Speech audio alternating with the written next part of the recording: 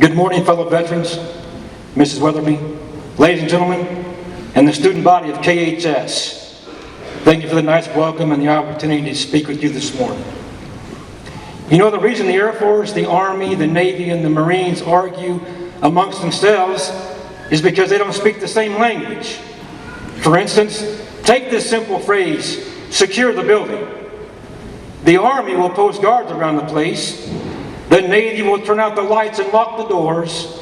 The Marines will kill everybody inside and set up a headquarters. But the Air Force will take out a 5-year lease with an option to buy.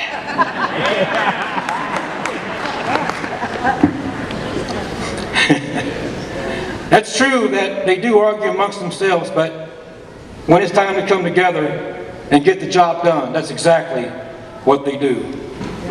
Ladies and gentlemen, and future leaders of this great country, KHS, that's you. Where it is, the U.S. military is always and will always get the job done. Because at the end of the day, all we have left is this great country and the military. It doesn't matter if it was in the frozen winters of Germany during World War II, or the hot jungles of Vietnam, or the humid desert of Saudi Arabia, Afghanistan, or Iraq. They never knew where they were going. We just went. Future leaders of this country, after you graduate, you will do one of 3 things. You will join the service, you will join the workforce, or you will go to college. And this morning I want to give you 3 things that will assist you on your journey and aid you as you navigate through this thing called life. And as you develop these qualities, I can guarantee you will be successful in anything that you do. Just like these veterans before us today, they embodied these attributes. The first one is integrity. You must possess integrity to be successful in life. Integrity is your moral compass. Integrity is your inner voice that says, do what's right. Don't lie. Don't even stretch the truth, as the truth will always speak for itself. True integrity is doing what is right when no one is watching. It's easy to do the right thing when somebody's watching. When your principal is watching, when your boss is watching, when your parents is watching, I can do the right thing too. But what are you doing when nobody is watching? It is courage for standing up for what's right, not just what's popular. It is taking responsibility for your actions and not pawning them onto someone else.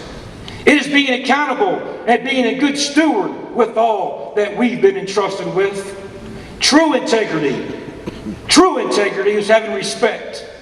A person with integrity does not act in a manner that would bring disrespect upon themselves or the organization in which they're a part of.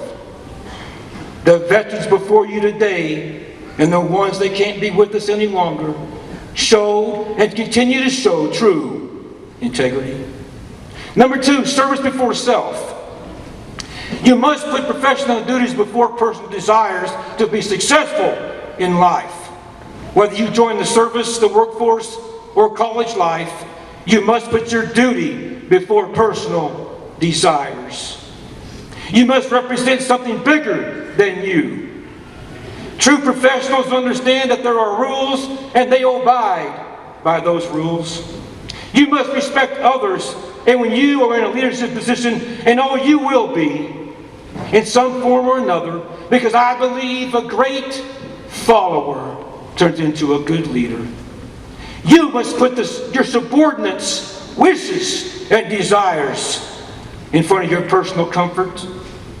You must possess discipline and self-control. You, as the leader, must set the example. You must be aware of attitudes that you are displaying. You must understand yourself, and you must be aware of your strengths and weaknesses, capitalizing on your strengths and getting better at your hurdles or your weaknesses in life. The veterans before you today and the ones that we stand for today, because they are no longer with us, embodied the value of service before self. And number 3, excellence in all that you do. You must develop a work ethic that says, I want to excel in all that I do. I don't think anybody woke up this morning and said, I want to go dork things up today, did you? If you did, come see me after this. That's what I thought. We are wired to be excellent. We live in a country that demands excellence.